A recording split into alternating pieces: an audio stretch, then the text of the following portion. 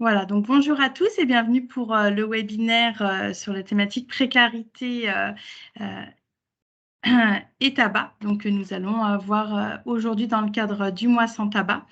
Je remercie le docteur Pfeiffer qui a accepté du coup d'intervenir sur cette thématique. Voilà, vous avez travaillé en pneumologie, allergologie et tabacologie. Voilà, vous pourrez aussi nous présenter votre carrière et tout ce que vous avez pu faire. Voilà, et donc vous allez pouvoir intervenir sur ces questions autour du tabac et plus spécifiquement par rapport au public en situation de précarité. Donc, au niveau des conditions un petit peu d'organisation du webinaire, on a organisé, M. Pfeiffer à sa présentation, l'a découpé en plusieurs parties. Donc, voilà, il y aura un temps d'échange qui sera prévu. Il y a 3 parties. Il y aura un temps d'échange et de questions-réponses après chacune des parties. Ce que vous pouvez faire, si vous le souhaitez, vous avez la possibilité dans l'onglet conversation de poser vos questions si vous le souhaitez. Donc, vous pouvez taper votre question et que moi, je pourrai reprendre au moment des questions-réponses. Ou alors, pendant le temps de questions-réponses, comme on n'est pas un trop grand groupe, on aura la possibilité, vous pourrez vous poser votre question en direct. Le but aussi, c'est qu'il puisse y avoir des questions. Ça peut être aussi des réactions ou des interrogations par rapport à des situations que vous pouvez rencontrer aussi au quotidien dans vos pratiques. Voilà, l'idée, c'est vraiment d'être sur une approche interactive dans cette présentation d'aujourd'hui. Voilà, du coup, je peux vous laisser commencer si vous le souhaitez, Monsieur Pfeiffer. Très bien. Alors, bonjour à toutes et tous. Je voulais remercier l'organisation, en particulier Noémie Morlaix qui a assuré toute l'organisation technique. Nous avons fait 2 répétitions. On va faire au mieux pour essayer de vous présenter les documents dans de bonnes conditions. Donc, je vais normalement activer le bac de partage pour ensuite essayer de vous mettre ma présentation sur l'écran. On a eu quelques soucis techniques dans nos tests, mais là, on pense que tout est bon et ça devrait bien fonctionner. Voilà, est-ce que vous voyez ma diapo? Oui. Apparemment, ça fonctionne. Donc, c'est vrai qu'on n'a pas réussi à faire un autre moyen pour diffuser. C'est le mieux qu'on arrive à faire avec nos conditions. Mais je pense que voilà, on voit très bien les diaporamas. Merci pour vos réponses. Alors, si vous voulez, je vais commencer un peu par me présenter. Donc, effectivement, je suis pneumologue et tabacologue. J'ai travaillé au CHR Mestionville jusqu'à relativement peu de temps, avec une activité double, 50% de mon temps dédié à la pneumologie, donc la prise en charge des patients BPCO, asthmatiques, etc. Et puis 50% de mon temps dédié depuis longtemps à la tabacologie, avec une consultation qui a démarré dans les années 2000, au moment du premier plan cancer, où des moyens ont été manifestement donnés pour aider les fumeurs à s'arrêter. Alors, ce sujet, donc précarité et tabac, m'intéresse depuis longtemps. J'ai assuré un certain nombre de formations déjà sur le sujet, où l'expérience des participants est très importante et j'espère que vous allez pouvoir nous en faire part. Avant de démarrer, je voulais juste rappeler que j'ai quelques liens d'intérêt.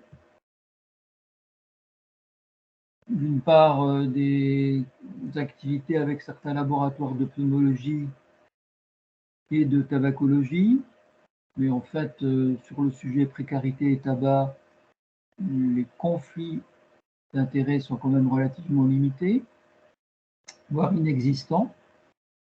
Et puis le deuxième élément avant de démarrer, c'était un petit peu de remercier les collègues qui ont aussi travaillé sur cette question, qui ont aussi animé des webinaires dans certaines de leurs régions, le docteur Jean Perriot de Clermont-Ferrand et le docteur Michel Inderner de Poitiers, avec lesquels on a d'ailleurs écrit différents éléments qu'on pourra vous faire parvenir si vous êtes intéressé sur le sujet de la précarité et du tabac. Alors, si vous voulez, pour démarrer, on va un petit peu partir de la situation actuelle du tabagisme en France.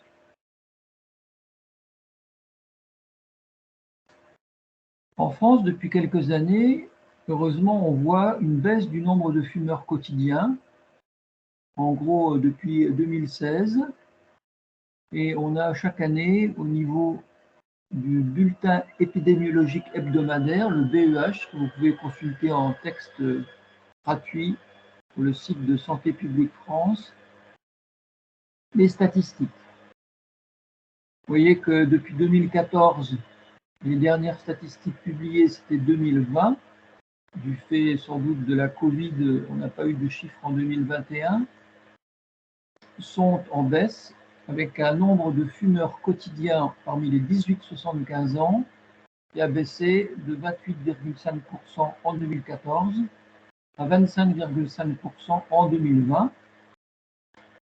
Ça fait donc un quart de la population des gens de 18 à 75 ans qui sont des fumeurs quotidiens, principalement des hommes, vous le voyez, 29%, mais aussi les femmes, 22%, avec des particularités pour les femmes dans certaines zones d'âge.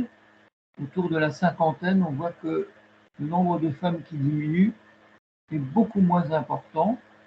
Et donc, il y a pas mal de travail à faire à ce niveau. Pourquoi cette baisse du tabagisme? Eh bien, elle est, comme toujours, multifactorielle. Il y a l'augmentation des prix.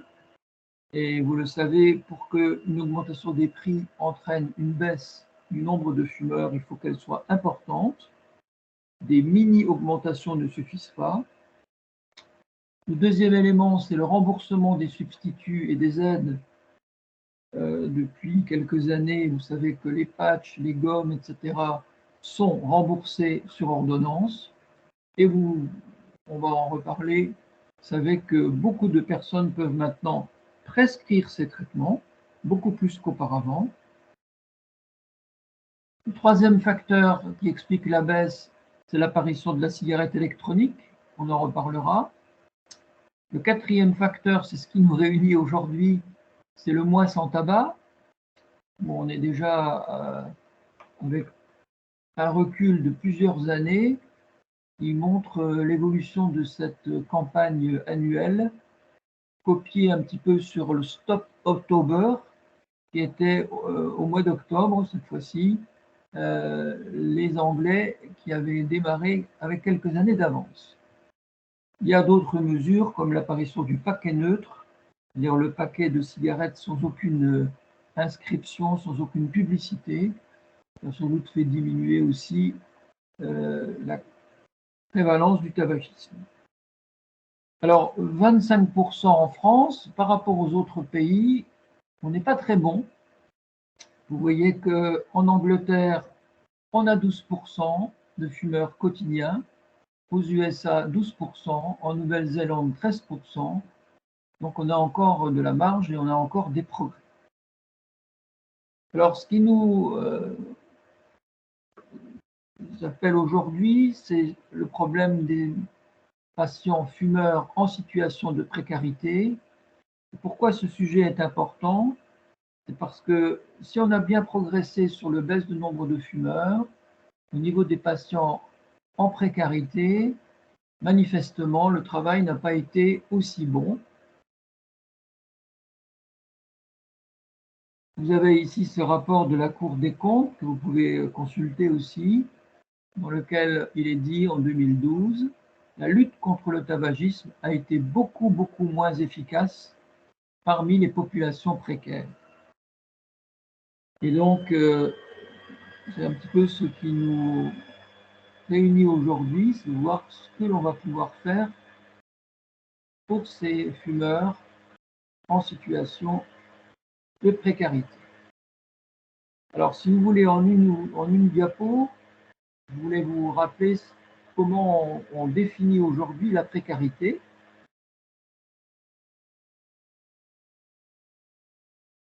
J'ai pris la définition de Brzezinski, qui est le père Brzezinski s'occupait d'ATT Garmonde, qui avait une grande expérience de patients précaires. Il écrit « La précarité est l'absence d'une ou plusieurs des sécurités, notamment celle de l'emploi. » En fait, on sait tous ce que c'est. C'est pour une personne le cumul d'un certain nombre de difficultés. Donc bien sûr, l'emploi peut être précaire, absent, ou irrégulier, ou sous-qualifié. Ça entraîne évidemment des revenus qui sont minimes ou très irréguliers. Ça entraîne rapidement des problèmes de logement, avec un logement plus insalubre, plus exigu. Et puis on a aussi d'autres conséquences. La précarité joue au niveau du niveau d'instruction.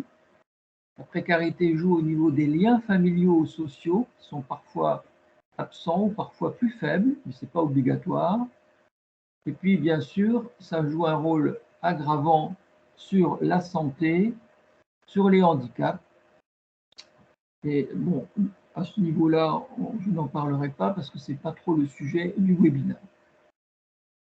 Alors, je vais vous présenter maintenant un petit peu le plan que j'ai choisi en 3 parties. La première partie, ça va être un peu de faire le point sur le tabac et les inégalités sociales, en particulier en France, en particulier dans le Grand Est. La deuxième partie, je vous rappellerai les principes de l'arrêt du tabac dans les populations générales. Et puis la troisième partie, ce sera l'application aux patients fumeurs précaires. Alors, si vous voulez, pour démarrer la première partie, le tabac et les inégalités sociales, je vais arrêter le partage, repasser la main à Noémie. Il va vous proposer la première vidéo, qui est une vidéo issue de l'association Addiction, consacrée à ces questions. Et puis je reprends la main directement après la vidéo. Oui, merci. Donc, c'est vrai que ça nous semblait intéressant de vous passer ces vidéos qui ont été faites par Hauts-de-France Addiction, voilà, et qui reprennent des témoignages justement de personnes qui ont vécu des situations de précarité. Et ça nous permettait d'avoir aussi le point de vue du public, parce que c'est essentiel de pouvoir partir aussi de ce qu'ils en disent. Voilà, ça nous donnait une illustration. Donc, je vais vous mettre normalement la vidéo que vous devriez voir et vous devriez avoir le son aussi de mon écran.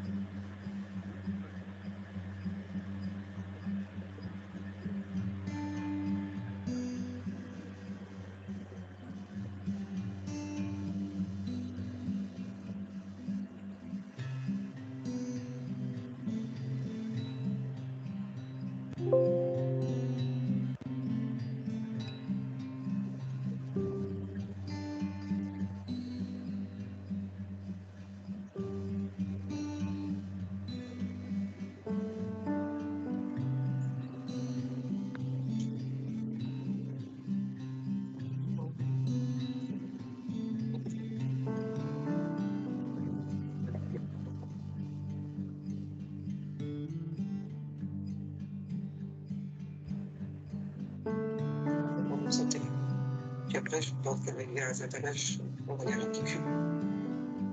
Enfin, moi, je sais que si, enfin là, j'arrête, quoi. Mais si j'aurais continué jusqu'à 70, 80, c'est. Il faut complètement ridicule, ça, je sais pas ça. Ça, je fais pas pour moi. Enfin, moi, je le fais pas. Quand on est jeune, je veux dire, c'est pour peut-être se donner un genre, tu sais. Quand les jeunes, les grands âges, c'est pas tout. C'est stoppé. C'est avec la tendance captée. J'attends la sortie capture. J'ai arrêté de besoin. Bonjour, je l'ai déjà publié. Déjà, je vais dire comme ça. Je commence déjà à me sentir désolé. Maintenant, on prend un peu. Non, c'est pas grave. Non, non, non.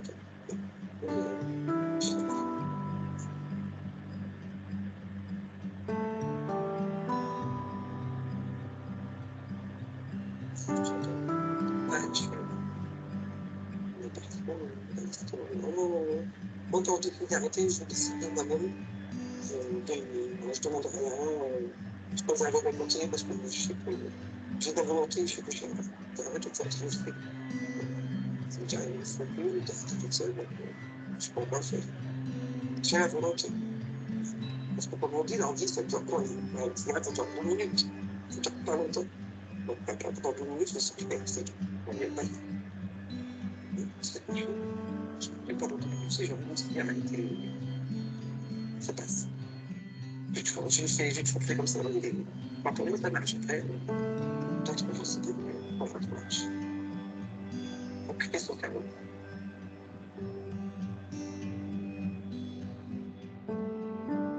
C'est surtout les amis qui font à côté de nous, c'est ça qui est terrible. Donc l'envie qu'on a, je pense qu'il faut les éviter. Sauf l'envie. Donc après, l'envie est partie, on peut se remettre ou je sais pas, qui font dehors, on représente ce que je veux dire. Mais c'est vrai que les amis à côté qui fument, ou qui nous proposent une cigarette, on a beau leur dire non, exercice, dégressiste.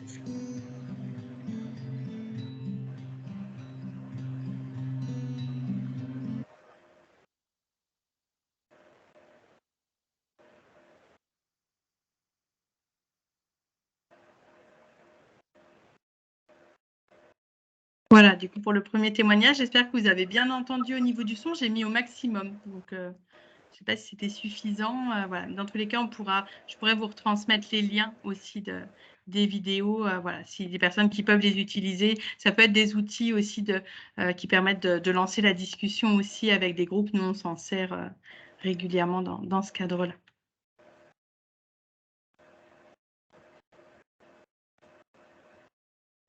Je vous laisse peut-être reprendre le partage, Dr Pfeiffer.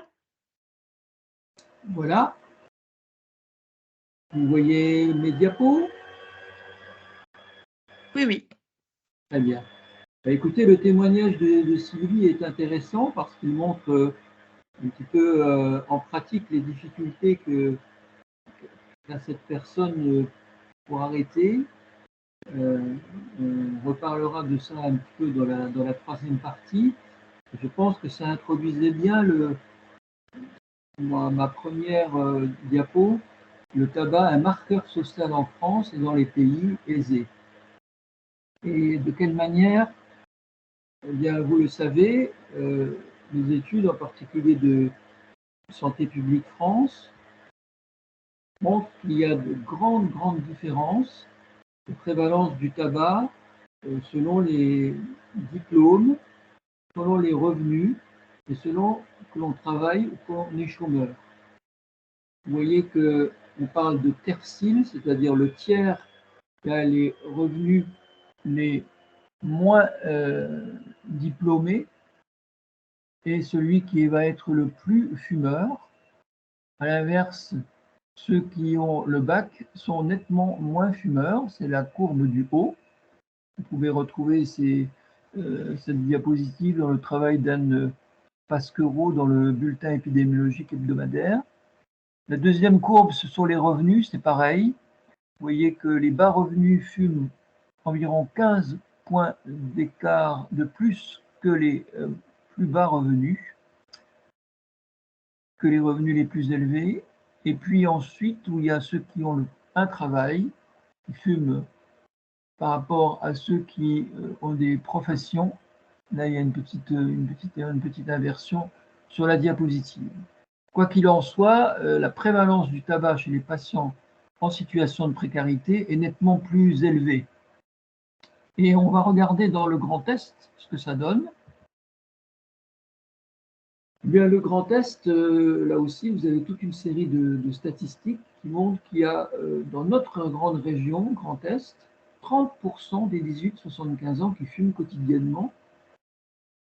Nous sommes donc au-dessus de la moyenne nationale des 25% que je vous ai présenté tout au début. Et comme marqueur des conséquences de ce tabagisme, je vous ai juste mis deux plaques, l'une sur l'incidence du cancer du poumon. Vous voyez que la région Grand Est comme le Nord est la zone de France où il y a manifestement le plus de cancer du poumon. Je vous ai mis chez l'homme, mais j'aurais pu vous mettre chez la femme. On sait que maintenant les cancers du poumon sont malheureusement de plus en plus fréquents.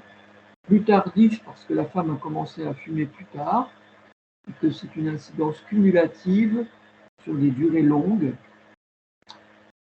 sachant que la durée du tabagisme est beaucoup plus importante que la quantité. Et puis à droite, vous avez les incidences des hospitalisations pour patients BPCO.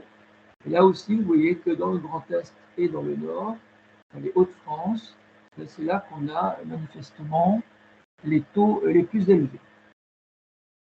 On peut donc dire que la mortalité est plus importante chez les patients en situation de précarité.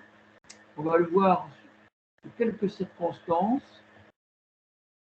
Sur cette diapositive, vous voyez que la mortalité par cancer du poumon, une statistique qui vient d'Angleterre, est multipliée par 4 chez les travailleurs manuels non qualifiés.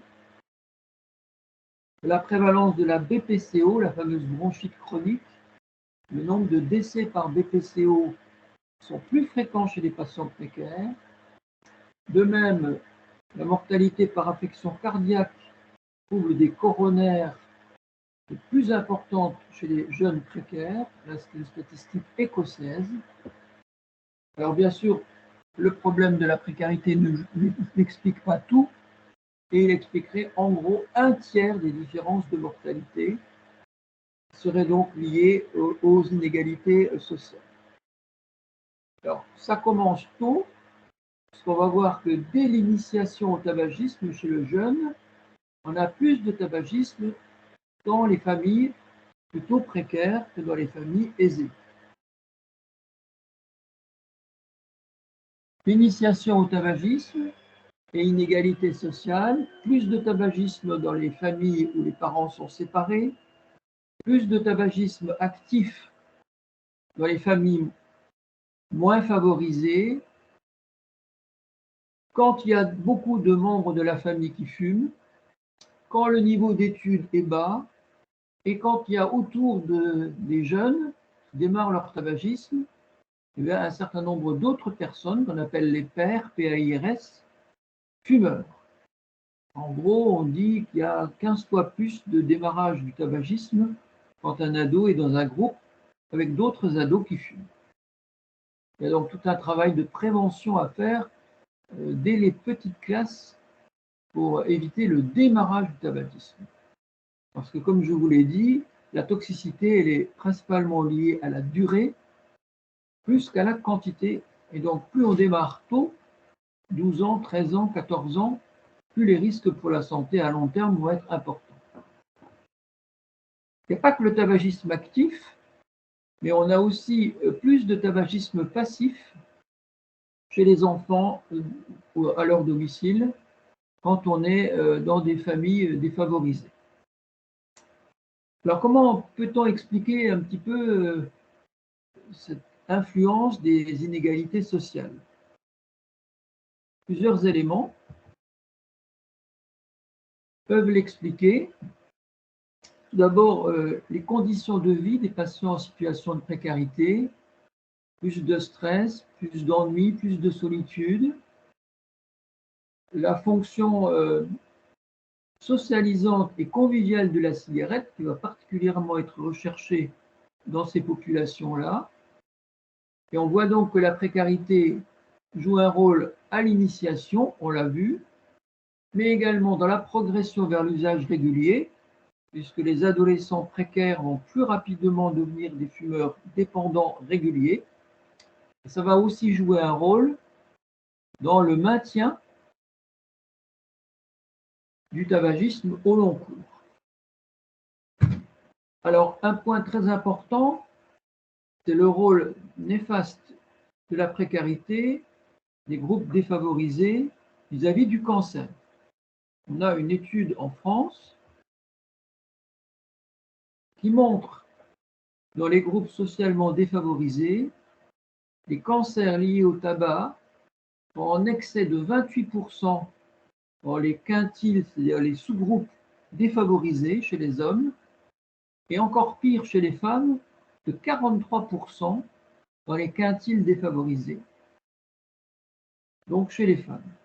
Une enquête de 2018 qui a été réalisée en France et qui est particulièrement intéressante. La femme joue donc là, vous voyez, un rôle particulièrement prégnant, et on le voit également au moment de la grossesse, où il y a également une influence dans les groupes socialement défavorisés. Plus qu'une seule étude ici, à partir de 500 000 naissances en Écosse, on voit que les femmes enceintes des groupes défavorisés fumaient beaucoup plus, 28%, dans les groupes les moins défavorisés, 13% seulement. Il y a des conséquences sur le nombre de décès in utero. Il y a des conséquences après la naissance. Vous le savez, le tabagisme passif multiplie par 2 les risques de mort subite du nourrisson. Donc, il y a tout un travail à poursuivre sur la prévention du tabagisme pendant la grossesse. Il faut absolument que la femme enceinte arrête de fumer et également ne reprenne pas au moment de la naissance. Ça permettrait d'éviter, d'après cette étude anglaise, écossaise, jusqu'à 40% des décès. Vous avez vu que Santé publique France vient de faire une campagne au mois de mars. On ne l'a pas trop vu passer, je trouve, dans les médias. J'ai repris ici une des affiches où l'incitation à l'arrêt du tabac était particulièrement ciblée sur les fumeurs fragiles sur le plan économique. Je vous ai mis le lien en bas et vous pouvez retrouver tous les éléments de la campagne donc de mars 2022. Dernier point de cette première partie, c'est évidemment l'incidence du tabagisme pendant la période des confinements de la Covid. En France, il y a une étude de Santé publique France qui montre que le tabagisme est resté stable chez 55% des fumeurs pendant les confinements, 19% ont diminué, mais 27% ont augmenté. Et quand ils ont augmenté, vous voyez à droite qu'en moyenne, c'était plus 5 cigarettes par jour. Quelles sont les raisons de cette augmentation du tabagisme? L'ennui, le stress, le risque d'anxiété-dépression, le plaisir pris à fumer, le télétravail. Et les conséquences ont été importantes avec manifestement le développement d'une anxiété, d'un syndrome dépressif, voire de stress post-traumatique pour les gens qui ont présenté un Covid, avec peut-être une incidence pour certains auteurs sur des taux de suicide qui seraient plus élevés chez certains Covid longs particulièrement invalides. C'est une étude israélienne assez récente. Donc vous voyez globalement que le tabagisme, c'est un marqueur social d'inégalité. C'est la fin de ma première partie. Donc, si vous voulez, on va faire une petite pause questions. Est-ce que vous avez des questions, des réflexions, des expériences sur cette question du tabagisme et des inégalités sociales en général? Je n'ai pas de questions pour l'instant dans le chat. Ah, je vois que quelqu'un écrit. Vous pouvez aussi réagir directement. Vous avez un petit icône réaction. Voilà, quand vous cliquez dessus, vous pouvez lever la main. Voilà, donc n'hésitez pas à lever la main et à ouvrir votre micro pour poser votre question si vous le souhaitez.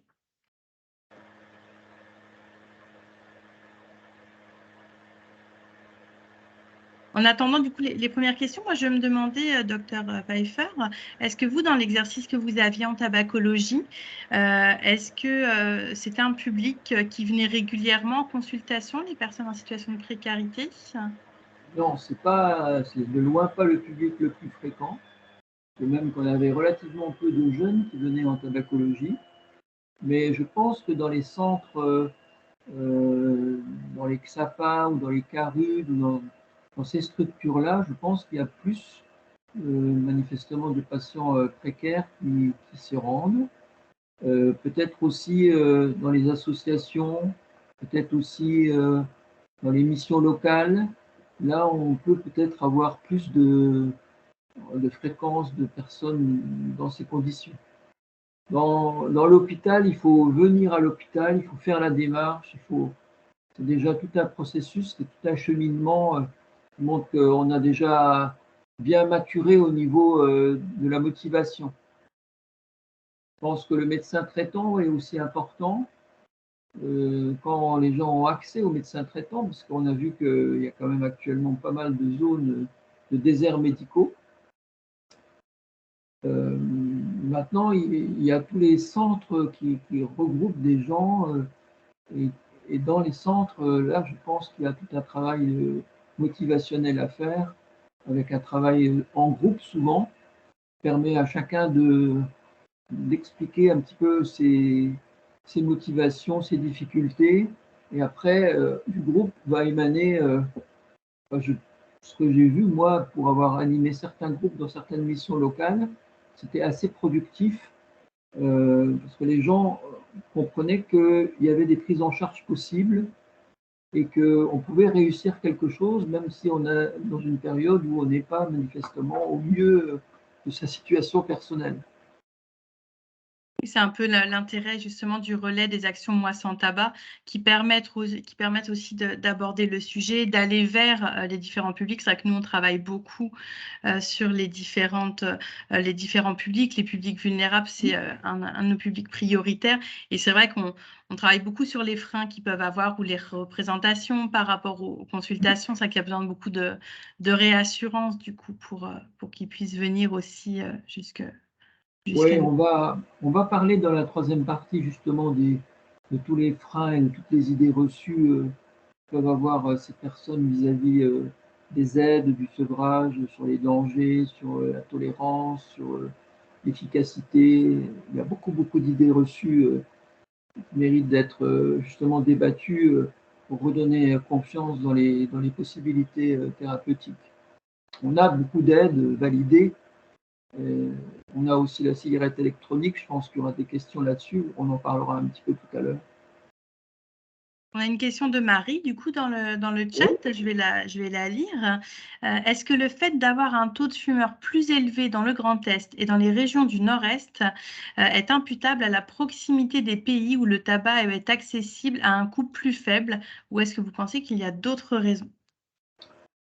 Alors, je dirais c'est une bonne réflexion.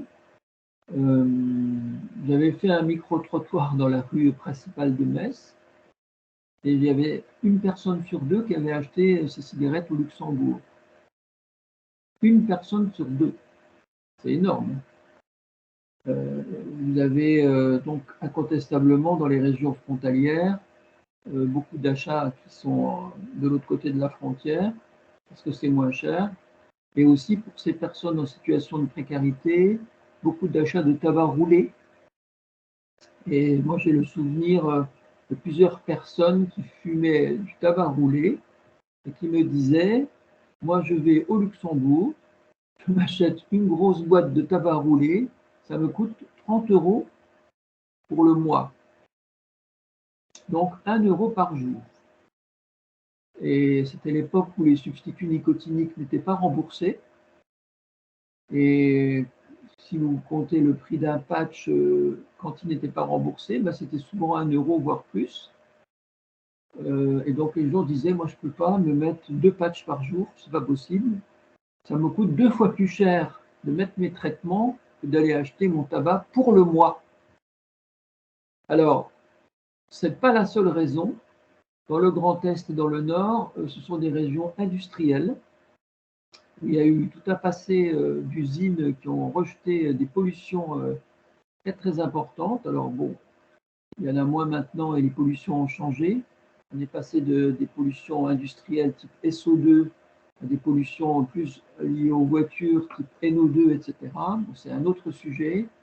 Et c'est probablement du fait de ces industries anciennes qu'il y a des mortalités encore plus importantes dans toutes ces zones et des maladies respiratoires plus fréquentes. Il y avait beaucoup de mines dans le nord, beaucoup de mines dans l'est, en particulier en Moselle, et c'est des zones où la mortalité respiratoire est importante, avec des maladies aussi comme les pneumoconioses, les silicoses, les sidéroses, qui sont assez fréquentes chez les mineurs de fer et les mineurs de charbon. Tout ça, ça commence à disparaître parce que les gens, petit à petit, ils sont retraités et puis ils disparaissent. Mais je pense qu'il faudra encore quelques années pour que cette prévalence dans le nord et dans l'est se fonde dans la masse de la France continentale complète, quoi.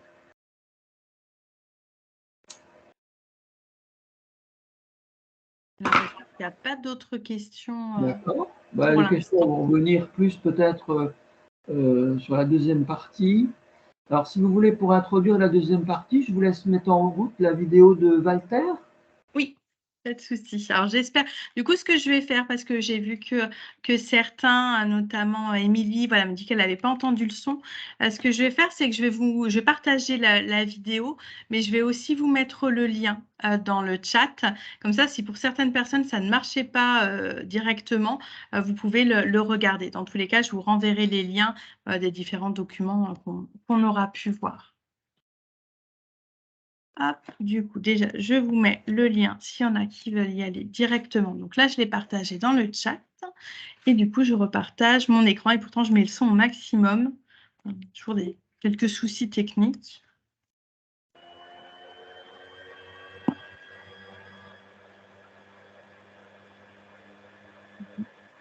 On part sur Walter.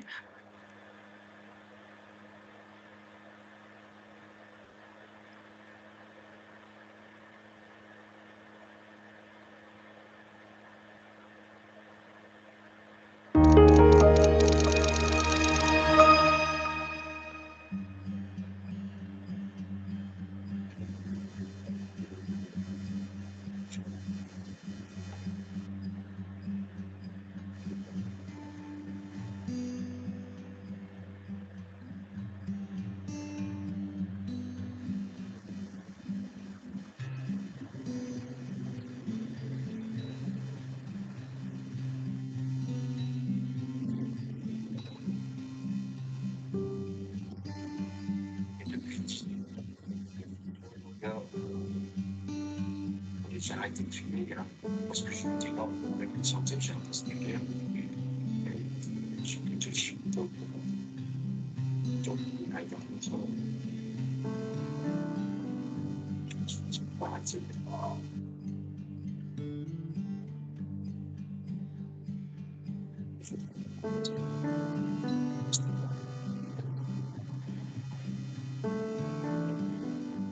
J'ai arrêté. Et là, aujourd'hui, je suis sportif depuis. Mais je suis pas content. Mais je suis pas content. J'ai toujours ma dose de nicotine. Aujourd'hui, c'est décidé.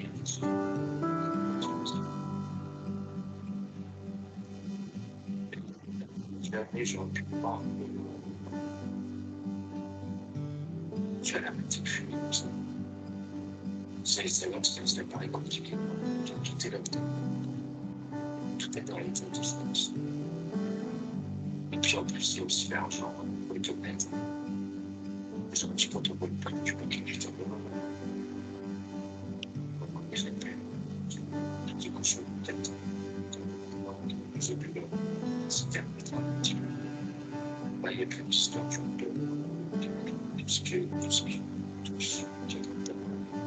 n'y a plus le filtre, l'histoire depuis peut-être. Mais je me sens bien. J'ai fait une soupe dans une cabine.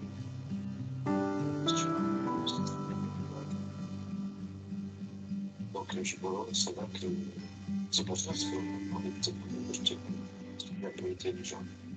Et j'étais là-bas. Et je dormais, j'ai cru que j'aurais pu se faire un petit peu ça. Et j'étais bien mec.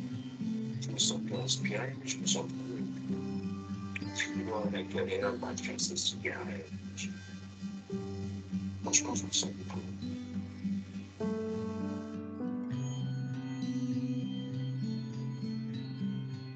Je commence à me mettre pas dessus. Mais j'avais l'impression que je faisais quelque chose.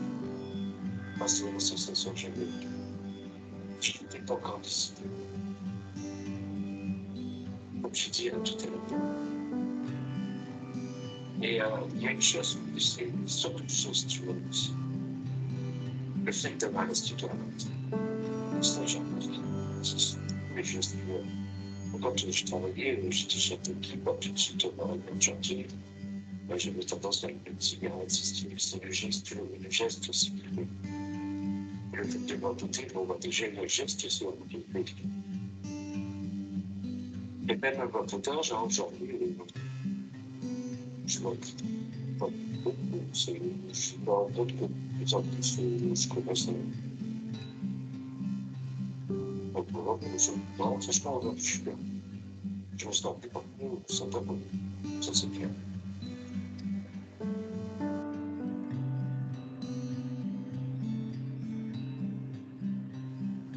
Aujourd'hui, je suis fier de dire, je le dis même dans cette question, j'ai arrêté de fumer.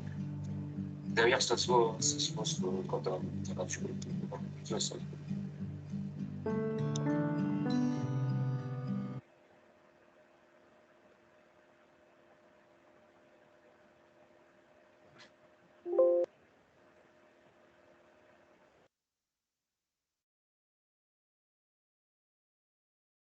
Voilà, du coup, pour la deuxième vidéo, moi, ça me fait un espèce de grésillement pendant la vidéo. Je ne sais pas si vous l'avez aussi, vous. Non. Je pense que le son n'est pas exceptionnel. J'espère que voilà, vous avez pu quand même entendre le témoignage de Walter, qu'on utilise régulièrement, nous, dans les séances, notamment avec les publics vulnérables. Souvent, ça leur parle bien. Effectivement, c'est ce besoin d'être prêt aussi. Je pense qu'on va en discuter aussi pour la suite. Donc, votre partage d'écran, c'est parfait, Dr Pfeiffer. Je vous laisse continuer. Bah, écoutez, j'ai trouvé que cette vidéo de Walter était particulièrement intéressante parce qu'elle montrait la force de l'addiction au tabac et on montrait que la réussite de cette personne qui a vaincu ses dépendances, dépendance physique, dépendance psychologique, dépendance comportementale. Il a bien insisté sur la partie gestuelle, etc. Donc, dans la deuxième partie, je voulais un petit peu refaire le point avec vous sur les principes, les grands principes de l'arrêt du tabac. Bon, bien sûr, ça dure 10 minutes, mais il y aura sûrement des questions qui permettront d'affiner le point qui resterait un petit peu obscur. Alors, de nos jours, le tabagisme est considéré comme une maladie chronique. Une maladie chronique du cerveau a été modifiée par l'impact en particulier des alcaloïdes du tabac et en premier, on va le voir, la nicotine, qui fait qu'une fois que la personne est addicte, elle va réclamer sa quantité quotidienne de nicotine pour pouvoir fonctionner normalement. Quand on s'arrête, on va être en manque et on va avoir des périodes d'arrêt et des périodes de reprise. Et c'est pour ça qu'on parle d'une maladie chronique pour les gros fumeurs dépendants. C'est donc un comportement, le tabagisme. Il y a une gestuelle, il y a un rituel, il y a des conditions dans lesquelles on fume plus, et une dépendance Et la nicotine, comme le professeur Lagru l'a montré il y a déjà de nombreuses années, fait que c'est une addiction forte. Et pour vous montrer que c'est une addiction forte, je vous ai mis ici un graphique d'une étude récente de Moore qui va montrer le taux d'arrêt dans les bras placebo des différentes addictions. Donc, quand on traite une addiction, on va donner un médicament. Pour le tabac, c'est la nicotine, les substituts principalement. Mais en face, pour voir si l'effet de cette nicotine en médicament, en patch ou en gomme ou en pastille est efficace, on va mettre un bras où les gens auront des patchs placebo, c'est-à-dire il n'y a rien dedans, ou des pastilles où il y a un peu de sucre, mais il n'y a pas de nicotine. Et on voit que dans les différentes addictions, que opioïdes, cocaïne, alcool, dans les bras placebo, il y a des taux non négligeables d'arrêt, alors qu'ils n'ont pas de médicaments qui agissent spécifiquement sur leur addiction. Par contre, dans le bras placebo des fumeurs, on voit qu'on a seulement 8% d'arrêt. C'est pour ça que ces auteurs disent que l'addiction tabac est finalement une des plus fortes. Ils en arrivent à se débarrasser de certaines drogues dures, et à la fin, il reste le tabac, qui est souvent la dernière drogue persistante. Pour vous donner une illustration de cette force, j'aime bien utiliser une phrase d'un auteur qui est Michel Houellebecq, que vous connaissez peut-être. Michel Houellebecq, dans son roman Sérotonine, c'est tout un programme, la sérotonine, écrit dans la première page de ce roman: le soulagement que m'apporte la première bouffée, alors c'est la bouffée de cigarette, est immédiat, d'une violence stupéfiante. La nicotine est une drogue parfaite, simple, dure, qui n'apporte pas de joie, mais qui se définit par le manque et la cessation du manque. Et on est là en permanence entre on fume parce qu'on est en manque et à l'inverse, on fume pour obtenir des effets au niveau de son système de récompense dans le cerveau. On active ce qu'on appelle la dopamine, qui est l'hormone du plaisir. Et quand cette dopamine, qui est dégradée en 30-40 minutes, est insuffisante, à nouveau, il y a un manque et le système est enclenché et la personne a envie de fumer une autre cigarette, et ainsi c'est la répétition des cigarettes qui crée ces renforcements quotidiens, 100, 200, 300 shoots de nicotine qui arrivent en 7 secondes au niveau des récepteurs du cerveau. Que se passe-t-il quand des fumeurs veulent arrêter? Quelles sont les peurs qu'ils ressentent? On avait fait une enquête avec un groupe de collègues, dont le professeur Aubin, il y a quelques années, dans un groupe de plus de 2000 fumeurs français. Et on voit que les gens ont peur du stress à l'arrêt, peur d'être irritable, c'est le manque, peur d'être anxieux, peur de perdre le plaisir de fumer, peur aussi de prendre du poids, qui est fréquemment constaté, mais pas chez tout le monde, et modérément si on respecte quelques conseils diététiques. Et puis peur de déprimer, qui est également retrouvée chez 15% des fumeurs. On sait que quand on arrête de fumer, apparaissent un certain nombre de symptômes dans les premières semaines de l'arrêt, ce qu'on appelle le syndrome de sevrage. Quand vous êtes un gros fumeur dépendant, que vous arrêtez, vous avez des envies de fumer pendant plusieurs semaines, vous êtes irritable, frustré, vous êtes agité, impatient, vous avez du mal à vous concentrer, vous pouvez avoir une humeur qui devient un petit peu dépressive, vous avez une tendance à grignoter et donc une augmentation de l'appétit et du poids, et vous avez souvent des troubles du sommeil pendant les premières semaines de l'arrêt.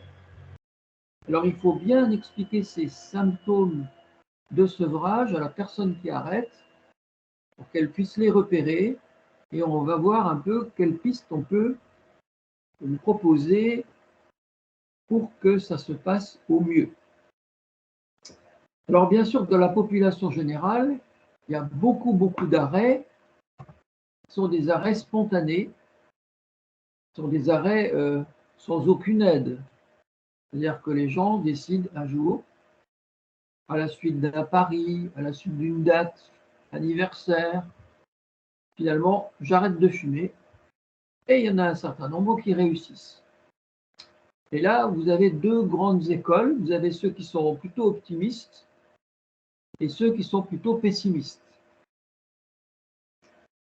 Les optimistes disent que 2/3 des sevrages se font sans aucune aide. C'est vrai que ces gens-là, ils ne vont pas venir voir les structures d'addictologie, puisqu'ils réussissent seuls, ils ne prennent pas de traitement. Souvent, c'est un peu tard, à partir de 50 ans, c'est à la suite d'une maladie, à la suite d'une maladie dans la famille, etc. Et puis, vous avez le versant pessimiste qui dit que seuls, en gros, 5% des fumeurs qui s'arrêtent sans aide vont réussir finalement à être abstinents quand on regarde à 6 mois, quand on regarde à 1 an. Alors, vous avez ce graphique de gauche, vous voyez que déjà au bout de 8 jours, il y a déjà beaucoup de gens qui ont refumé. Le pourcentage d'abstinents est très fortement tombé là. Et qu'il y a toujours des reprises, même au bout de 50 jours, même au bout de 100 jours. Et puis vous avez cette étude de la Haute Autorité de Santé qui dit 9 fumeurs sur 10 ne réussiront pas à s'arrêter sans aide. Alors, évidemment, ça c'est un petit peu ciblé sur les gens qui ont arrêté, repris, qui sont passés par ce fameux cycle de Prochaska que vous connaissez sûrement. Je suis content de fumer, après je me pose des questions, je suis indéterminé, puis à un moment donné, je me décide à arrêter, puis à un moment donné, j'essaye d'arrêter, puis j'arrête, et puis je reprends, et puis je refais le tour, jusqu'au moment où, au bout de 3 ou 4 tentatives, finalement, les gens arrêtent complètement. Donc si on regarde les périodes du sevrage tabagique, on a en gros 3 périodes. Une première période où on va se préparer, faire un petit peu un bilan du tabac. Et c'est la période qui va être importante pour toute personne qui est en contact avec des fumeurs, c'est de repérer le tabagisme, on va en parler. Une deuxième période, qui est la période des traitements, c'est la période de l'arrêt proprement dit. Et c'est surtout la troisième période qui est la plus importante, parce que toute addiction, on a des arrêts, mais on a très souvent des reprises. Et donc le suivi pour le tabac, il est fondamental. Et j'aurais dû mettre cette troisième partie en beaucoup plus gros, parce que c'est justement la prévention de la reprise qui est le point clé dans l'arrêt du tabac. Premier élément, le repérage. Et là, vous avez des outils actuellement à votre disposition. C'est ce qu'on appelle le RPIB tabac, dont vous avez sûrement déjà entendu parler. Repérage précoce, intervention brève. Consiste donc à poser la question à propos du tabac et à recommander l'arrêt. Comment on pose la question? L'entrée en dialogue avec le fumeur est importante. On doit entrer par une question ouverte du style « Où en êtes-vous avec le tabac ?» On l'a vu un petit peu dans la vidéo, en particulier celle de Sylvie. « Pensez-vous à arrêter de fumer? Avez-vous déjà essayé d'arrêter? Que vous apporte le tabac ?» Et voilà des formulations qui sont plutôt motivantes, alors qu'en tant que professionnel de santé, on a plutôt tendance à être très incitatif en disant « faudrait que vous arrêtiez de fumer ». C'est le souvenir d'un patient qui avait des problèmes d'artérite des membres inférieurs, l'artère complètement bouchée par un athérome, qui avait beaucoup de mal à marcher et qui, dès qu'il faisait plus de 150 mètres, avait des crampes. Et bien, son médecin traitant lui avait dit, monsieur, maintenant, il faut arrêter, ça suffit, on va vous couper la jambe. Il faut arrêter, monsieur, il faut arrêter. Et cette personne, quand je l'ai vue, m'a dit, moi, j'ai l'impression d'avoir en permanence un poignard dans le dos. Mon médecin, mon angéologue, mes enfants, ma femme, tout le monde, en permanence me dit, mais arrête, mais arrête, mais arrête. Donc, ce n'est pas une bonne façon d'inciter les gens à entreprendre un cheminement vers l'arrêt. On sait qu'il ne faut pas critiquer, qu'il ne faut pas juger, qu'il ne faut pas exiger, il ne faut pas utiliser les discours qui font peur, les discours culpabilisants. Par contre, dire arrêter de fumer est une décision importante pour votre santé. Je peux vous aider, on peut en reparler, on peut se revoir, on peut vous donner un rendez-vous, je peux vous indiquer une structure, je peux vous indiquer une ligne téléphonique, vous pouvez avoir de l'aide. Vous avez une association, vous avez Facebook, un groupe qui peut vous aider, etc. Voilà des façons qui sont beaucoup plus motivationnelles. Une fois qu'on a repéré le tabagisme, qu'on l'a bien identifié, qu'on a bien conseillé l'arrêt, quand on prend en charge un fumeur, il y a 5 éléments importants pour caractériser la consommation du tabac.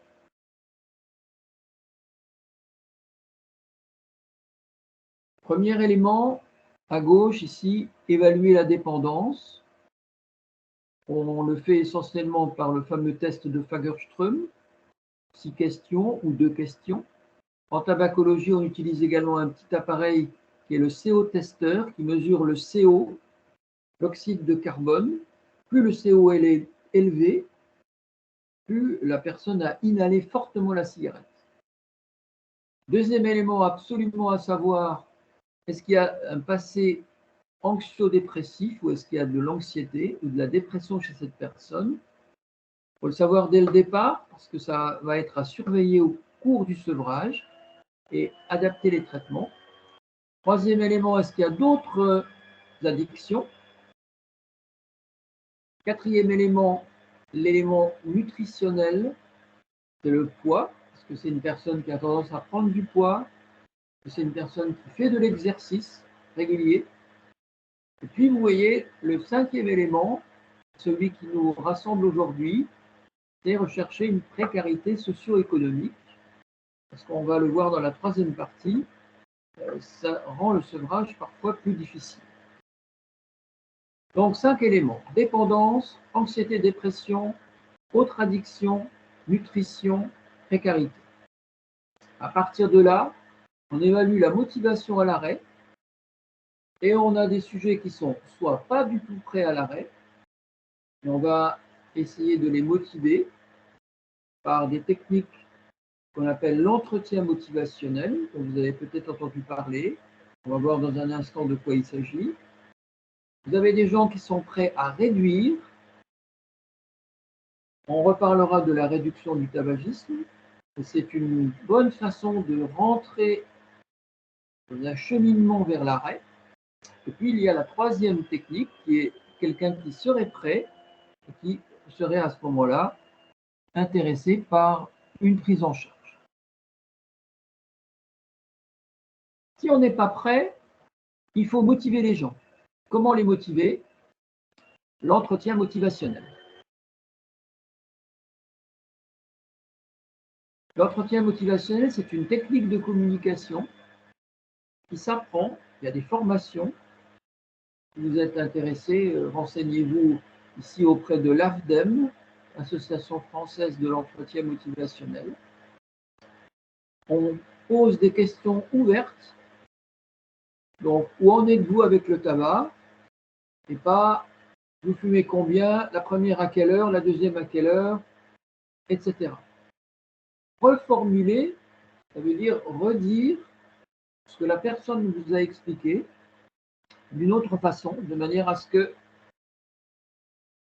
la personne comprenne que vous avez réellement bien assimilé ce qu'elle a voulu vous dire. Renforcer les messages positifs. Résumer, ça veut dire en bout d'entretien, c'est intéressant de faire un point, de dire, bon, si je comprends bien, votre souhait actuel serait peut-être de réduire.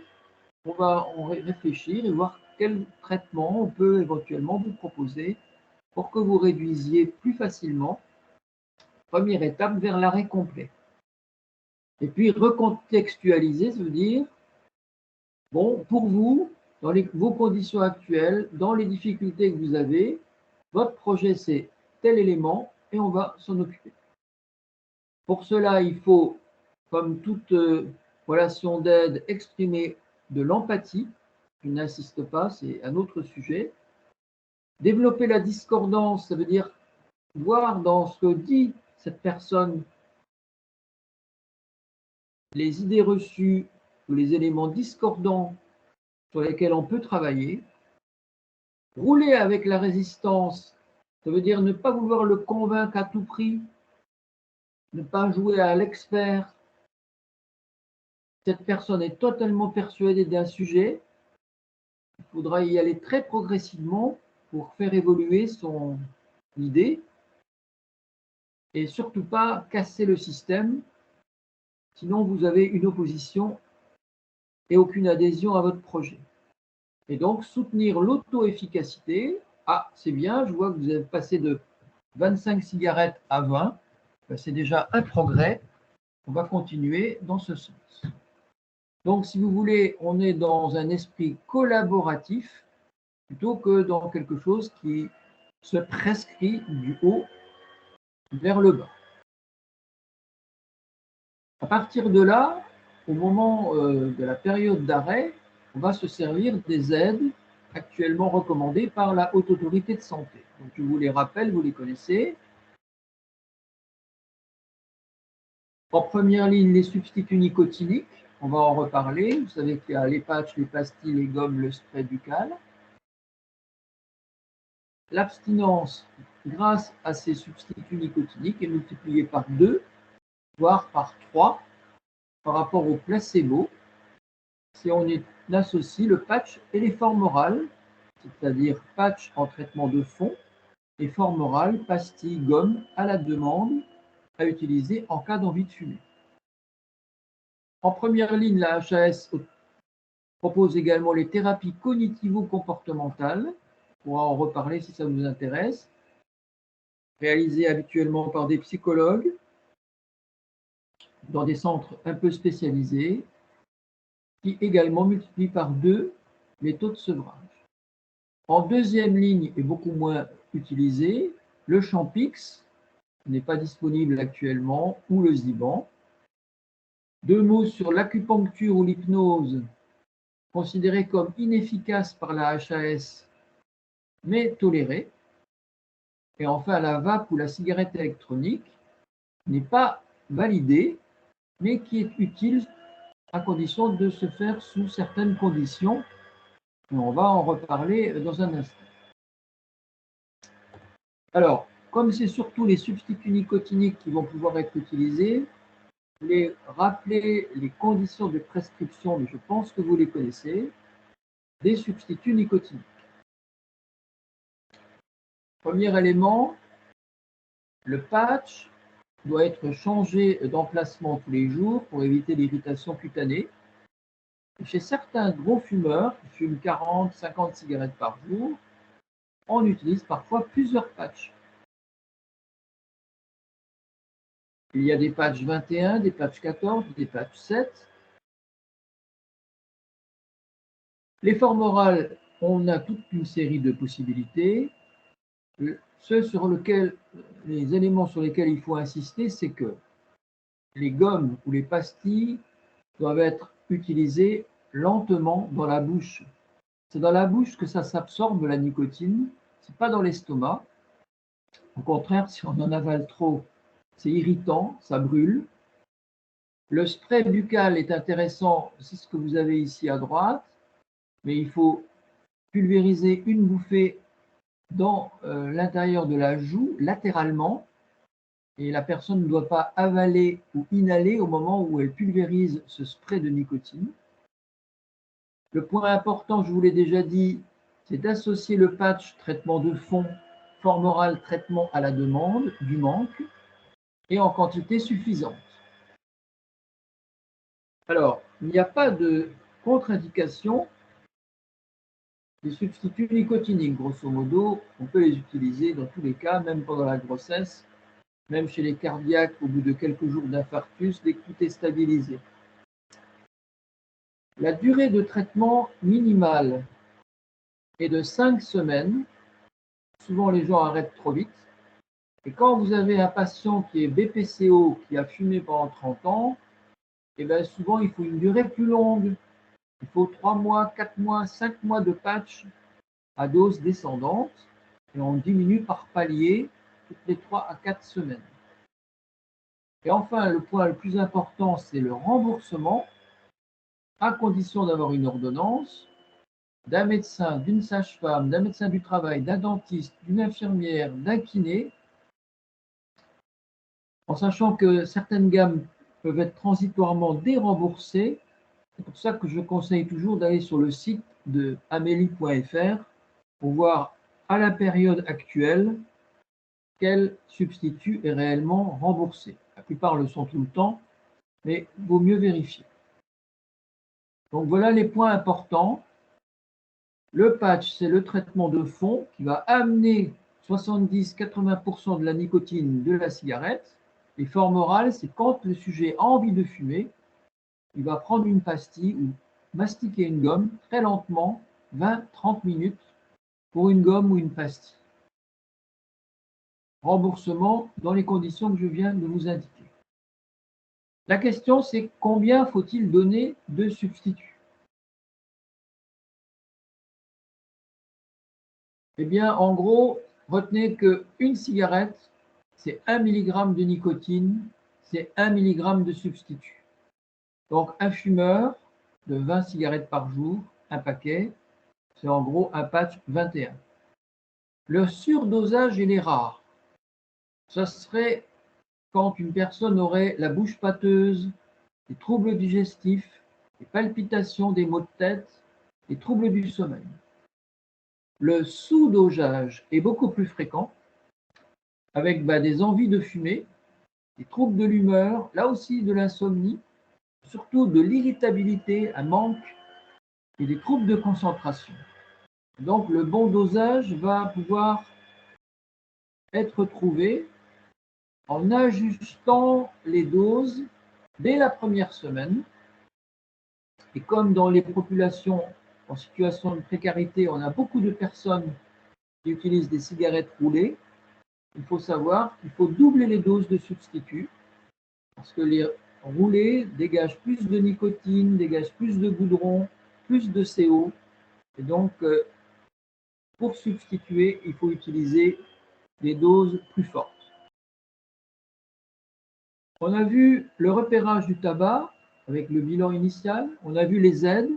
Maintenant, on va dire quelques mots de la troisième partie du sevrage, c'est le suivi. Il faut que les gens soient suivis.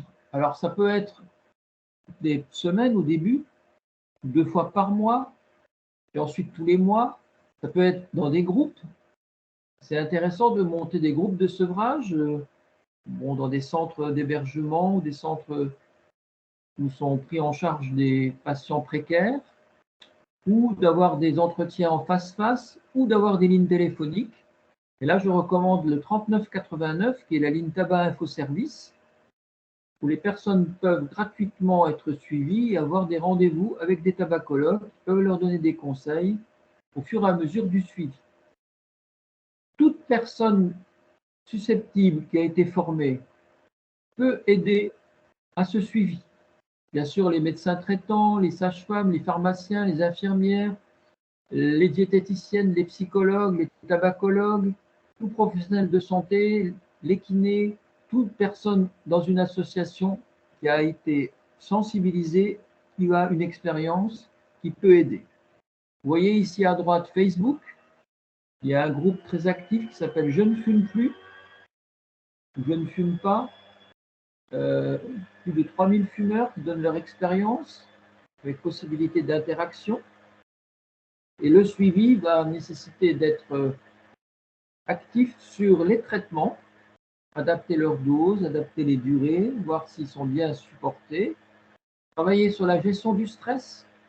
Donc là, il y a beaucoup à dire sur la sophrologie, sur la relaxation, sur toutes les techniques, ce qu'on appelle les thérapies de pleine conscience, le mindfulness, que faire en cas de pulsion à fumer, ce qu'on appelle le craving. Le craving, c'est la pulsion impérieuse à fumer. Que faire en cas de syndrome dépressif? Ils doivent toujours être recherchés à l'arrêt. Que faire si les gens compensent par d'autres addictions? Puis enfin, que faire en cas de prise de poids? Avoir un suivi nutritionnel, recommander la pratique régulière de l'exercice physique. Dernier élément sur cette deuxième partie, toujours insister sur les bénéfices de l'arrêt. Dès 20 minutes, la pression sanguine et les pulsations du cœur redeviennent normales. Dès 8 heures d'arrêt, l'oxygénation des cellules redevient normale. Dès 24 heures, le CO, mesuré avec le CO-testeur, est complètement éliminé. Alors évidemment, il faut un peu plus de temps pour qu'il y ait des bénéfices sur la santé respiratoire, cérébrale, cardiaque. Et il faut 10 ans pour retrouver le risque d'un non-fumeur de faire un cancer du poumon, parce qu'il y a aussi malheureusement des cancers du poumon chez les non-fumeurs. Et donc, c'est l'ensemble de ce processus qui doit être rappelé régulièrement, en sachant que si on consulte un professionnel de santé au sens large, on augmente manifestement ses chances d'arrêter de fumer. Voilà un petit peu ce que je voulais vous dire sur la deuxième partie, c'est-à-dire les grands principes du sevrage tabagique. J'arrête le partage et je suis prêt à répondre à vos questions.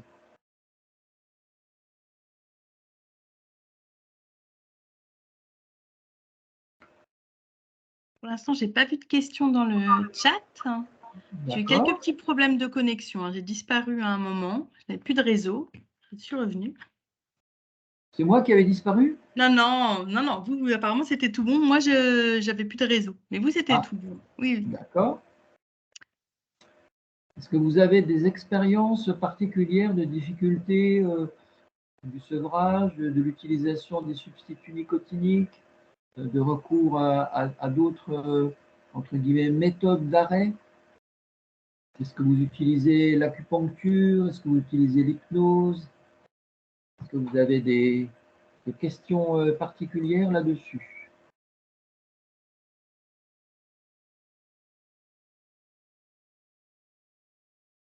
On reparlera un petit peu de la cigarette électronique dans la troisième partie, qui est donc plus consacrée à l'application aux patients en situation de précarité. Écoutez, s'il n'y a pas de questions. Il y a quelqu'un qui est en train d'écrire une question, du coup, je crois, docteur. On va l'attendre. Donc, on va attendre peut-être, oui, effectivement.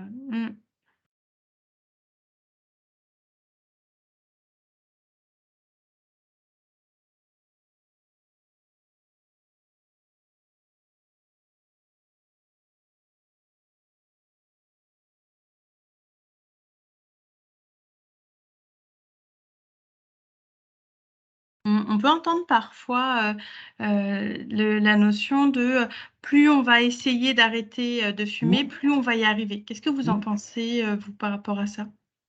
Alors, c'est démontré, plus on a un nombre de tentatives, plus on a un nombre d'essais. C'est justement le fait que c'est une maladie chronique, l'addiction, et plus on a de chances que la tentative suivante réussisse. Ça a été bien évalué dans les études anglaises. On voit que quand on arrive à la 5e tentative, on a des chances très très élevées de réussite par rapport à la 3e, évidemment par rapport à la première. Mais parfois, des gens réussissent la première fois.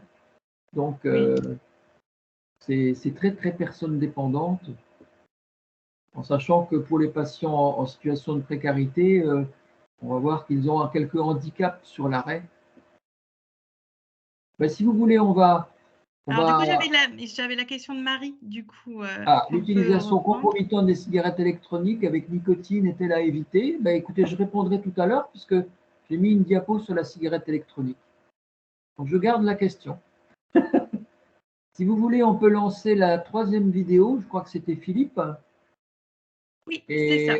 Et ensuite, je vais essayer de voir ce qu'on peut faire pour nos patients précaires, comment on peut les aider. Eh bien, très bien. Allez, c'est reparti.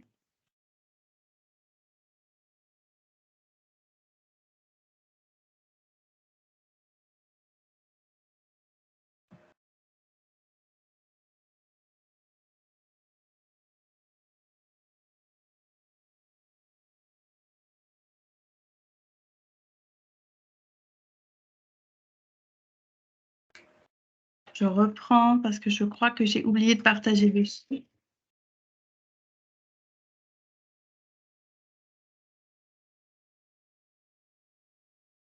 Excusez-moi, j'avais oublié de partager le son. Je recommence.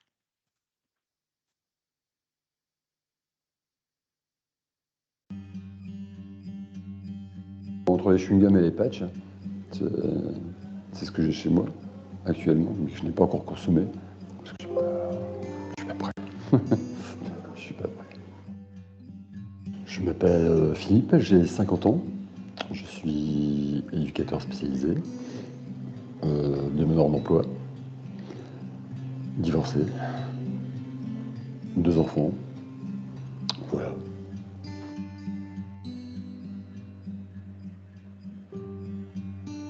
Une certaine sérénité, une certaine sécurité, c'est un besoin tactile, c'est un besoin d'avoir quelque chose dans la main. Même si je garde la cigarette non allumée pendant un moment, c'est convivial, et ça me détend. C'est peut-être ridicule, mais c'est comme ça.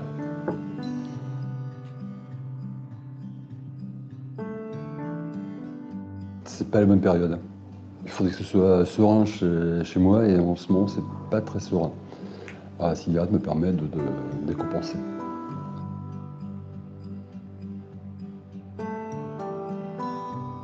Alors, je sais pas. Pas la science infuse, je sais même pas comment ça fonctionne. Je sais pas. Je n'ai pas la moindre idée. Et enfin, entre les chewing-gums et les patchs, c'est ce que j'ai chez moi actuellement, mais que je n'ai pas encore consommé. Parce que je suis pas prêt. Je suis pas prêt.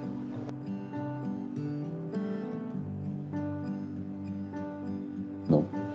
Le médecin m'a donné simplement le traitement, c'est tout, pour arrêter de fumer.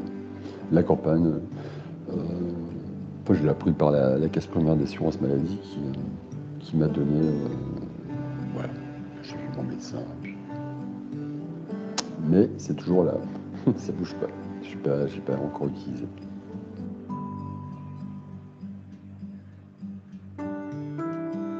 Et comme je vous ai dit tout à l'heure, j'étais entouré de fumeurs. Alors effectivement, les gens qui fument à côté de vous, vous avez toujours tendance à vouloir fumer.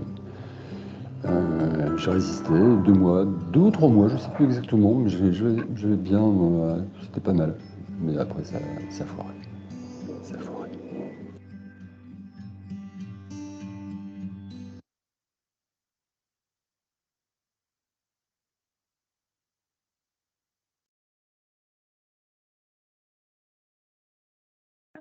Voilà. Donc, du coup, le témoignage de Philippe, lui, on voit qu'il n'est pas dans la même dynamique, du coup, que les 2 autres qu'on avait vus avant. Bien, mais vous avez vu sur cette 3e vidéo, donc la façon de poser les questions qui me paraît très bonne. Que vous apporte le tabac? Qu'est-ce qui vous empêche d'arrêter, etc. Et voilà des applications un petit peu aux patients en situation de précarité. Alors cette question, je vais vous la faire en 3 parties, assez rapides pour qu'on ait le temps de discuter. Première partie, un peu le profil du fumeur précaire. Deuxième partie, les difficultés du sevrage tabagique de ces personnes. Et puis, 3e partie, quelques idées de stratégie que l'on peut proposer. On va commencer par la première partie. Le profil du fumeur précaire. Bon, on va aller vite parce que je crois qu'on en a déjà parlé. Ces personnes commencent souvent très précocement à fumer. Elles ont une méconnaissance ou un déni des risques. Elles sont peu sensibles aux campagnes de prévention. Elles peuvent avoir des comportements dangereux. Je vous rappelle cette diapo de Robert Molimar, qui était l'ancien président de la Société de tabacologie, où il montrait que les mégots des plus favorisés étaient nettement plus longs que les mégots des fumeurs précaires, qui allaient récupérer encore beaucoup plus de goudron et de toxiques. Et donc, c'était quasiment ce qu'il appelait la double peine. Pour certains fumeurs, ça allait jusqu'à représenter 1/5 des revenus, le tabac, qui est considérable. Et le tabac qui conservait une valeur positive, une valeur socialisante, un des seuls plaisirs subsistants. Ça, vous l'avez sûrement déjà entendu. C'est tout ce qui me reste, fumer, c'est mon seul plaisir. C'est ce qui comble le temps vide.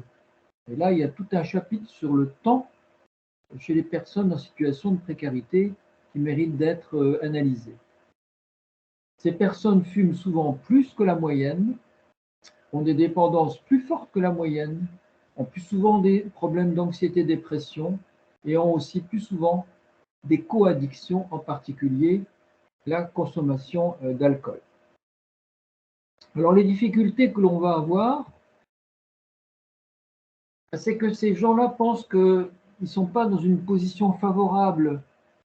On leur dit qu'il faudrait arrêter, vous avez une maladie liée au tabac, vous avez quand même des problèmes d'argent.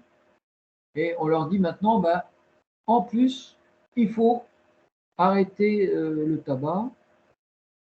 Les tentatives sont souvent moins fréquentes, parfois aussi fréquentes, ça dépend des études.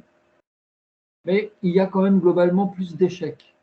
Parce que ces personnes ont une auto-efficacité, une sensation beaucoup moins importante d'être efficaces. Le fait d'être privé du tabac, c'est un accablement supplémentaire. Et puis, globalement, ils ont quand même moins accès aux aides. Ils sont souvent moins suivis. Un fumeur sur 5 dans un essai antérieur avait bénéficié de substituts nicotiniques. Et puis, on l'a déjà dit, ils ont l'impression que les aides sont ou inefficaces ou dangereuses. Et de ce fait, ils les utilisent moins. Et puis, ils se projettent peu à long terme, qu'on appelle les troubles de la temporalité. Donc, il faudra bien réfléchir à comment leur présenter le sevrage. Ils ont plein d'autres freins. Ils disent qu'ils vont être très stressés, très énervés. Ils ont un soutien de leur environnement qui est relativement limité. Alors, on peut mettre tout ça sur la fameuse pyramide de Maslow, et cette pyramide que vous connaissez sûrement depuis longtemps, où on voit que les gens qui arrêtent de fumer, eh bien, ils ont un besoin de réalisation qui est en haut de la pyramide. Ils ont des besoins de reconnaissance, alors que nous, patients ici en situation de précarité, eh bien, ils sont plutôt dans les besoins physiologiques ou les besoins de sécurité. Et donc, ils sont à l'autre bout de la pyramide. On voit donc bien que c'est plus difficile. Alors, quelle stratégie on peut leur proposer? D'abord, chercher l'intérêt pour l'arrêt du tabac. Est-ce qu'on leur pose vraiment des questions au sujet du tabac? Qu'on les laisse vraiment s'exprimer à ce sujet, sachant que souvent, ils sont plus centrés sur les effets négatifs immédiats que sur les effets bénéfiques, mais à long terme.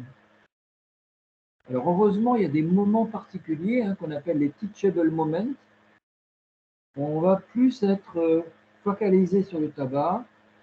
C'est par exemple une femme enceinte, une demande de contraception, quelqu'un qui a un cancer dans son entourage ou un décès proche suite au tabagisme, ou une maladie liée au tabac, maladie cardiaque, maladie vasculaire, maladie pulmonaire. On est évidemment dans ce cas-là dans une période où la sensibilité vers l'arrêt est évidemment plus importante. Ce qui est sûr, c'est que le sevrage du tabac sera envisagé, si possible, en parallèle avec d'autres projets. Dire, bon, on va s'occuper de votre tabac, mais on va aussi essayer de vous trouver un travail, de vous obtenir un logement décent, etc. Donc l'idée du sevrage tabagique dans une période difficile, c'est réussir quelque chose dans cette période. Et moi, je me souviens avoir eu des patients chômeurs où, a priori, j'avais, dans un premier temps, pas tellement envie de les propulser vers l'arrêt du tabac. Mais manifestement, ils en avaient véritablement une motivation et leur idée de réussir quelque chose dans une période difficile était tout à fait positive. Alors, il faut bien dire que ce fumeur-là, il a plus un intérêt dans des stratégies de réduction des coûts. Donc, qu'est-ce que je peux faire pour que ça me coûte moins cher le tabac? Et donc, il va se jeter sur le tabac à rouler, dont on a vu qu'il était plus toxique, ou réduire la consommation. Et on va voir que la réduction de consommation du tabac, à l'inverse de la réduction de la consommation de l'alcool, ne réduit malheureusement pas proportionnellement les risques pour la santé. J'ai un outil que j'utilise assez facilement, que vous connaissez sûrement, c'est la balance décisionnelle. La balance décisionnelle, c'est avantages et inconvénients à arrêter. Donc vous prenez une feuille, vous mettez arrêter de fumer. D'un côté, les avantages, vous demandez à la personne de lister quels avantages elle en tirait, quels inconvénients elle verrait. Et puis, on peut faire aussi la balance avantages-inconvénients à continuer le tabac. Et comme on l'a déjà dit, le patient précaire est principalement sensible à l'immédiateté. Donc, il faut absolument rechercher les bénéfices à court terme par rapport aux inconvénients, qui sont les inconvénients à long terme. Alors, au niveau de la motivation, on a déjà vu qu'on pouvait travailler par l'entretien motivationnel. Les motivations, plus souvent, elles sont externes. Donc, par exemple, je m'arrête pour des raisons de santé, je m'arrête pour mes enfants, je m'arrête parce que ça me coûte trop cher. Mais rarement, il faudrait essayer de le développer, la motivation est une motivation interne. Chez ces personnes, il faut absolument déterminer des objectifs réalistes, des mini-défis. Dire, eh bien, écoutez, demain, au lieu de fumer 20 cigarettes par jour, vous allez essayer d'en fumer 10. Et puis, vous allez me dire comment ça s'est passé. Et puis, on travaillera sur une autre façon de réduire en vous aidant, par exemple, avec des substituts nicotiniques. Et puis, la semaine prochaine, on va aller comme ça, par petits éléments, vers un arrêt total. En tabacologie, nous, on utilise le CO-testeur.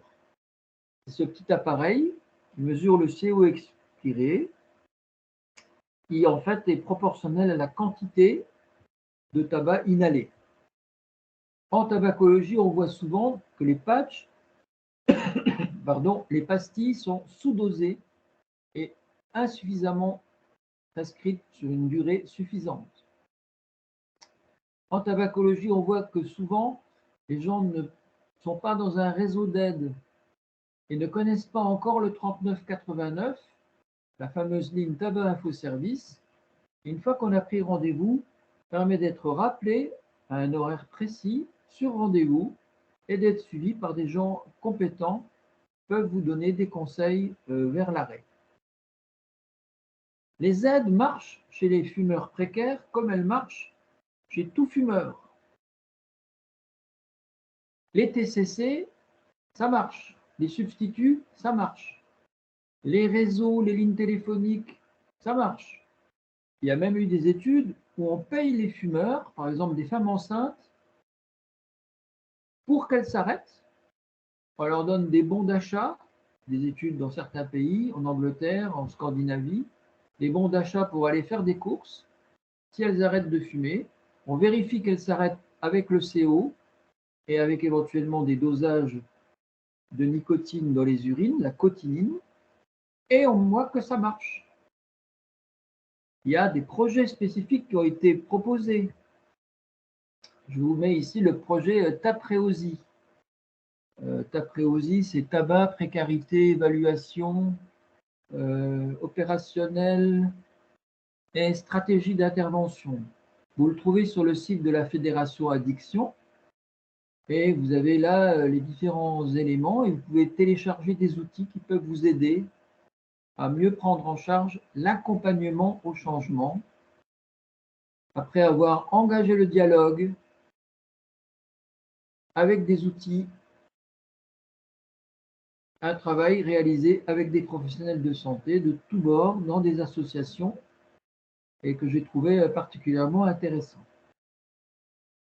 Il y a également d'autres facteurs qui peuvent déterminer l'efficacité. Alors, comme on n'a pas 12 heures, je vous les ai juste résumés. D'abord, l'alliance thérapeutique, c'est créer cette alliance dès le premier contact vis-à-vis du tabac. On voit qu'il y a beaucoup de gens qui font une démarche, mais qui ne reviennent pas la deuxième fois. C'est que l'alliance thérapeutique n'a pas été idéale. Donc, l'empathie est vraiment importante. Il faut travailler avec les personnes et non pas pour les personnes. Il faut adapter son langage. Il faut adapter la langue. Parfois, c'est des gens qui parlent très peu français, qui nécessitent d'avoir des interprètes. Il faut être simple. Il faut faire des suivis rapprochés. Il faut travailler au rythme des personnes. Et moi, je trouve que les groupes, c'est bien, si possible avec la famille et l'environnement. Donc, toutes les actions locales dans les quartiers difficiles, les missions emploi, les pôles emploi, les différentes réalisations dans les caisses primaires ou dans les centres de santé sont exemplaires dans ce sens, que les gens soient formés et l'efficacité est meilleure. La formation des personnels est importante, avec une prise en charge triple, médicale, psychologique et sociale. Donc, tous les réseaux, assistantes sociales, groupes de proximité, toutes les structures qui travaillent autour de la tabaco et de l'addicto vont pouvoir être intéressantes. Les objectifs, il faut être très pragmatique. Il faut y aller par petits objectifs successifs. La gratuité des prises en charge, ça nous aide. Il y a 10 ans, les patchs, c'était payant. Ça ne se sait pas encore trop. Travailler sur les addictions associées, travailler sur l'anxiété-dépression, le stress, grâce aux techniques de relaxation, l'affirmation de soi. Il faut absolument que les personnes apprennent à refuser une cigarette. Savoir dire non. C'est comme l'apprentissage psychosocial chez les jeunes. On reprend une émotion positive ou dans une émotion négative. Et tout ça dans le respect des valeurs du patient, ainsi que sa hiérarchie globale de valeurs, qui est évidemment très importante. Alors une question que j'ai tout le temps, c'est la réduction. Juste pour faire un petit point rapide là-dessus, mais vous le savez déjà, malheureusement, seul l'arrêt complet permet de réduire les risques pour le tabac, alors que pour l'alcool, 10 verres par semaine à 3 verres par semaine, on réduit ses risques. Avec le tabac, c'est beaucoup moins net. Alors l'arrêt progressif avec une phase de réduction, c'est bien, à condition que ça ne dure pas 10 ans. Et l'objectif, c'est l'arrêt complet. Et à condition que cette réduction se fasse avec des aides. Ça veut dire, vous dites à la tête, vous fumez 25 cigarettes par jour, vous allez passer à 15, et pour remplacer la nicotine des 10 cigarettes que vous ne fumez plus, je vais vous donner un patch, ou je vais vous donner des gommes, ou je vais vous donner des pastilles. Et petit à petit, on augmentera la substitution nicotinique, et vous diminuerez vos quantités de cigarettes. Bien sûr, il faut respecter le choix du fumeur. Il faut l'encourager, avec toujours dans l'idée que l'arrêt doit être malheureusement pour le tabac un arrêt qui soit complet. Alors dans ce sens, Marie a posé une question tout à l'heure sur la cigarette électronique. En gros, vous avez des gens qui sont contre, qui disent que on reste addict à la nicotine. Est-ce que la nicotine, ça pose un problème de santé? A priori pas. La toxicité de la cigarette électronique a très longtemps d'aller pas coûter. Il y a eu des produits frelatés aux USA avec des huiles de cannabis, etc., qui ont entraîné des décès. Ça n'a pas été du tout le cas en Europe, mais en particulier en France, où les liquides sont contrôlés. Regardez cette cigarette électronique chez le non-fumeur. A priori, pas non plus chez la femme enceinte, mais ça encore, on peut en discuter. Et puis, vous avez des gens qui sont pour, en disant, écoutez, le tabac, c'est 4000 produits, la cigarette électronique, c'est des solvants, des arômes et de la nicotine. Et les Anglais disent que c'est 95% moins nocif que le tabac. C'est de carbone avec la cigarette électronique, parce qu'il n'y a pas de combustion. On chauffe, on a une vapeur qui dégage très peu de goudron, très peu de carcinogènes. Et donc, peut-être que ça pourrait aider des gens à s'arrêter de fumer. Alors, globalement, le Haut Conseil de santé publique dit que ce n'est pas une aide actuellement validée du sevrage. Il faut toujours d'abord valider les substituts, les TCC, etc. Mais si quelqu'un veut absolument l'utiliser, alors moi je dis en deuxième ligne, après échec des aides classiques, pourquoi pas, mais avec quelques conditions. Premièrement, un achat en boutique, avec des normes AFNOR, des normes européennes. Un arôme simple, pas de mélange, une nicotine bien dosée. Quelqu'un qui fumerait un paquet par jour, on lui mettrait un e-liquide avec une concentration de 16 mg par millilitre, et là aussi on adapte, et petit à petit on réduit, en mettant par exemple 12 ml au bout de 4 semaines, et puis 8 ml au bout de 16 semaines, etc., pour arriver à un liquide sans nicotine, et après on arrête. Pour reproduire cette sensation d'irritation de la gorge au début du traitement par la e-cigarette, il faut surtout que les gens n'utilisent que la cigarette électronique. Ne gardent pas quelques cigarettes. Que si vous vapotez et en plus vous fumez des cigarettes, pas de réduction des risques. Et puis, pour répondre à la question de Marie, on peut associer des aides validées. Moi, je sais que je proposais assez fréquemment, par exemple, un patch, traitement de fond de nicotine, et au lieu de donner des pastilles ou des gommes, je donnais la e-cigarette en disant vous allez vapoter à la demande. En cas d'envie de fumer, vous allez vapoter. Et on va petit à petit diminuer les doses de nicotine de la vapoteuse, augmenter les doses des substituts, éventuellement passer à des pastilles en remplaçant la e-cigarette ou garder la e-cigarette en secours au moment des manques. Et tout ça dans une durée relativement limitée de quelques mois, auquel cas il n'y a aucun problème. Donc, si on veut conclure sur l'ensemble du diaporama, Robert Molimar disait « Le tabac fait partie de la panoplie de l'exclu ». C'est important d'identifier une précarité sociale et de quand même oser aborder la question du tabac. Ça reste un filtre. J'ai pas mal de professionnels de santé qui se disent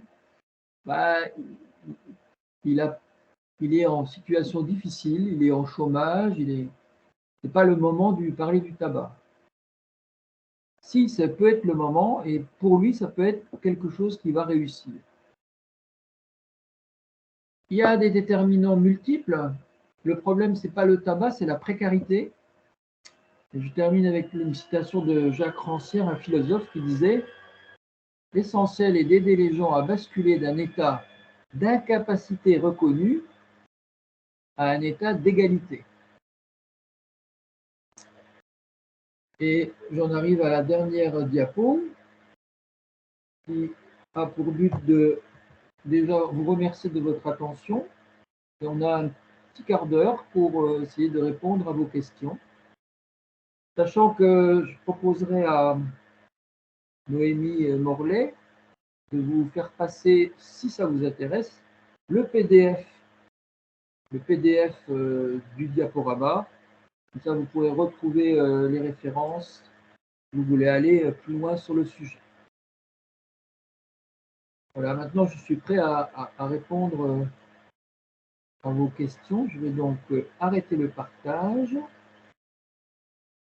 J'espère que je vais pouvoir voir quelques-uns de vos visages. Vous branchez votre caméra. Sinon, vous avez le chat pour poser vos questions ou relater vos expériences.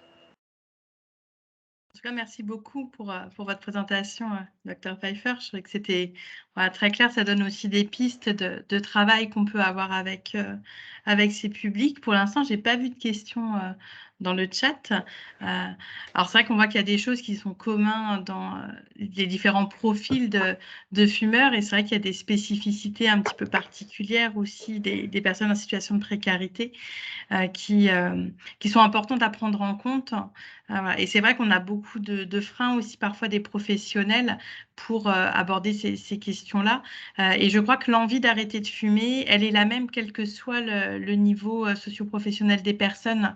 Donc c'est effectivement important de pouvoir en tout cas aborder le sujet. Et c'est l'intérêt du Mois sans tabac, c'est qu'au moins effectivement on en parle. Et c'est quand même une campagne qui est bien connue et reconnue aujourd'hui. Donc souvent ils l'ont en tête. Ah oui, c'est le mois de novembre qui arrive. Pourquoi pas essayer? Donc ça peut être une bonne période pour le faire. C'est vrai, vous avez raison de dire que en tant que professionnel de santé, on a ce que Jonathan Mann appelait cette socioparésie, c'est-à-dire qu'on est paralysé vis-à-vis de cette question. On n'ose pas trop aborder la problématique tabac dans ces populations et on a tort.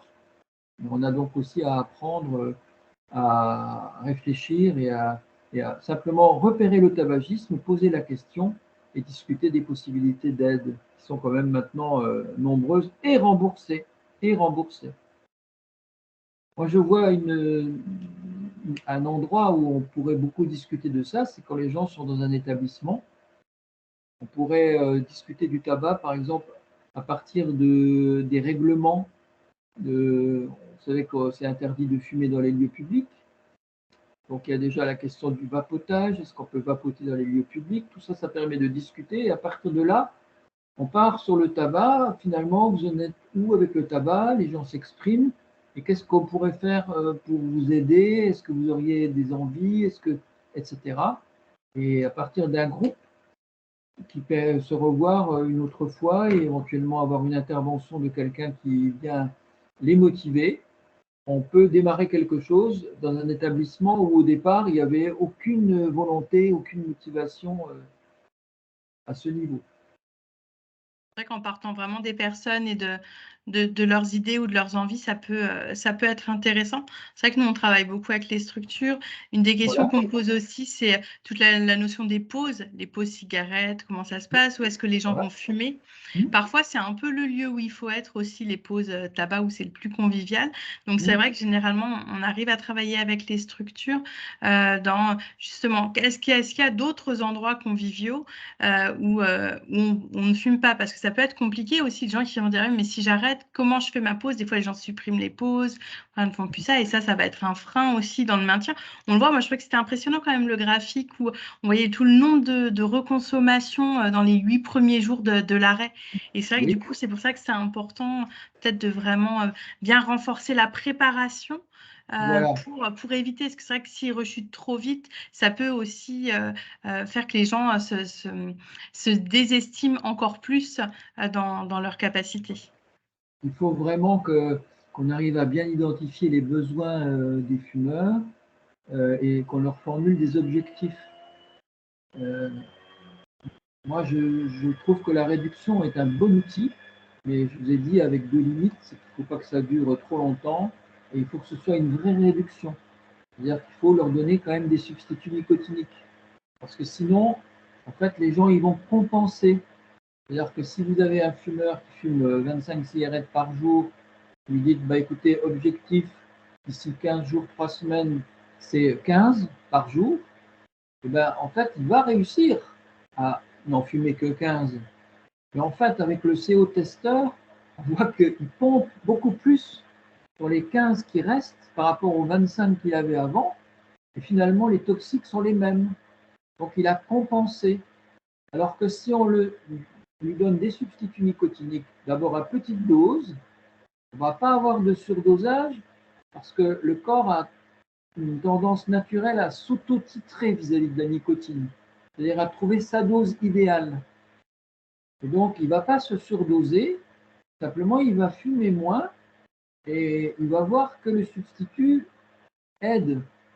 Et dès qu'on voit qu'une aide est efficace, eh ben, ça va doper la motivation. Et donc, il va aller petit à petit vers un arrêt très progressif. Donc, il y a tout un travail d'information sur les idées reçues. Par exemple, un effet classique, c'est l'effet anti-stress de la nicotine. Du tabac, c'est un effet que tout le monde vous cite.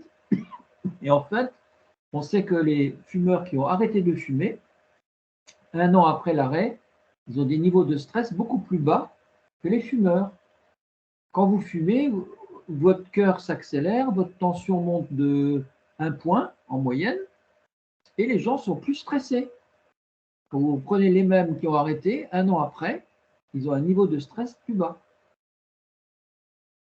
Et c'est toutes ces mauvaises représentations qu'on a qui sont importantes. Et je trouve ça intéressant par rapport aux substituts nicotiniques parce que c'est vrai qu'on pourrait avoir, dans le cadre de la réduction, on pourrait du coup avoir l'effet contraire, les gens qui vont faire des efforts pour réduire, mais vont pas forcément ressentir du coup de bénéfices. Et du coup, ça va casser un peu cette motivation, alors que voilà, avec les substituts, au moins, ça peut les soutenir sur cette démarche-là. Je voyais qu'il y avait une question qui était en train de s'écrire, mais je ne la vois pas apparaître. N'hésitez pas, du coup, si vous voulez. Ah, voilà, c'est Marie qui nous a mis une question. Est-ce que l'accompagnement au sevrage tabagique peut se faire en simultané d'un sevrage d'une autre substance, alcool, opiacé, si le patient est motivé? Alors la réponse est oui. Il y a de plus en plus de centres d'addictologie qui ont tendance à proposer un sevrage concomitant, un sevrage simultané. Tout ça, ça dépend de la personne. Et donc, l'avis du fumeur est le plus important. C'est vraiment ce qu'on appelle la décision partagée avec le fumeur et éventuellement donc un autre produit. Les écoles qui font ça ont de très très bons résultats. Il y a encore quelques groupes qui pensent qu'il vaut mieux faire d'abord l'alcool et ensuite le tabac dans un deuxième temps. Et si la personne veut le faire au départ, les résultats peuvent être excellents. Voilà, je réponds à la question de Marie. Donc tout dépend, de la formation des équipes, de la décision du fumeur et du partage qui va en découler. Ça, je trouve que c'est une vraie évolution. C'est vrai que moi, je travaille depuis un petit moment en XAPA. Et c'est vrai qu'avant, on avait plutôt tendance à dire on va s'occuper du produit le plus problématique, Voilà. notamment l'alcool, parce que le tabac est plus socialement accepté. Oui. Voilà, donc ça a posé moins de problèmes. Et au final, on se rendait quand même souvent compte que nos patients avaient de gros problèmes de santé par rapport au tabac. Ça augmentait aussi les consommations de tabac. Et donc, du coup, on voit que ça a changé aussi dans les pensées des professionnels qui les accompagnent. Et maintenant, on a de plus en plus, effectivement, de double sevrage qui se font. Et où ça fonctionne aussi. Oui, tout à fait, oui. Donc la question était bonne et votre expérience confirme un petit peu celle que j'ai. Donc on va tous dans le même sens, petit à petit.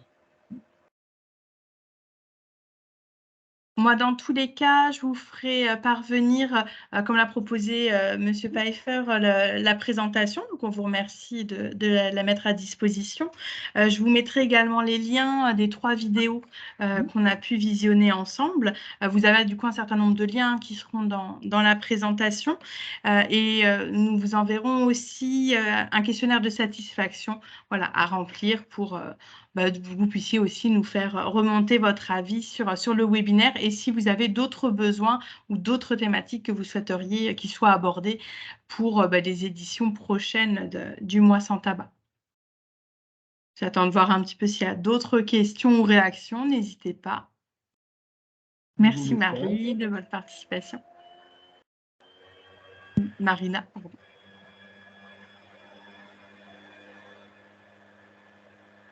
J'ai l'impression qu'il n'y a pas d'autres questions. Je ne sais pas si vous vouliez dire un mot un dernier mot pour finir avant qu'on se quitte.